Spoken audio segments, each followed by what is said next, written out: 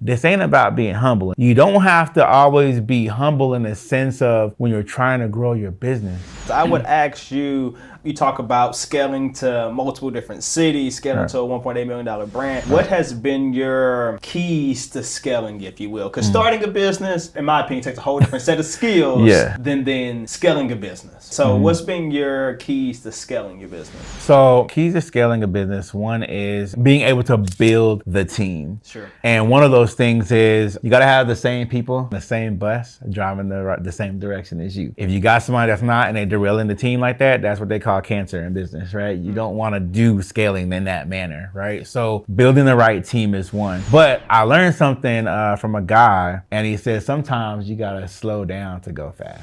So when you're scaling a business, sometimes we do too much. Right? We're doing this, we're trying to do that, we're trying to launch this product and this service, and we're trying to do this and this and this and this and this. But we don't step back and look at the core of what we're really doing. Master, right? They say, what, a jack of all trades, but Master what? Nothing. A master of none, right? Yeah. So to scale, you need to be in a silo and really master that thing that you do. And when you get that mastery completed, then you run the mill of, okay, now we can release this, right? Yeah. Now we can build upon that. Now we can take this to another level. The next part of that is being in a situation where you can get known. Okay. Now, folks always say this. They're like, oh, I'm scared to say that I do this, and that. Because I want to be what? I want to be humble. Yeah. If you're awesome at what you do, then say it. Yeah. Right? Yeah. If it's true, it's true. And people are going to find out anyway, right? Yeah. Either through your performance or